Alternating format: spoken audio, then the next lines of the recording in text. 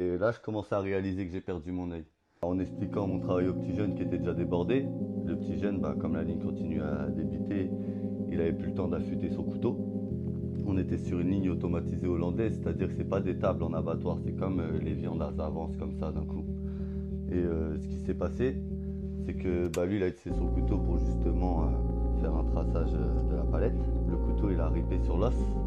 Et en fait, quand le couteau a bloqué, comme la viande avance vers ton collègue, forcément, la consigne de base, c'est de dégager ton couteau et d'arracher. Sauf qu'au moment où il a dégagé le couteau, manque de peau, on était tous les deux sur nos calibotis, donc c'est des zones où on a le droit d'utiliser nos couteaux. Manque de peau, je me relevais, j'étais en train de remplir une feuille de prod. Et sur tous les endroits protégés de mon corps, ça a dû taper dans l'œil. Sur le coup, je m'en suis pas rendu compte, j'ai cru comme un coup de poing. Sauf que quand on prend un coup de poing, on met la main devant l'œil. Quand on commence à voir du sang, un liquide jaunâtre, forcément l'adrénaline monte, on commence à se sentir pas bien. Et là, je commence à réaliser que j'ai perdu mon œil.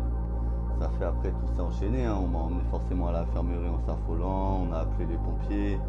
Moi-même, j'étais un peu casse-couille sur le coup, je voulais fumer cela parce que j'étais stressé, on pouvait pas parce qu'il fallait que je reste le maximum à jeun pour m'opérer, ceci, cela.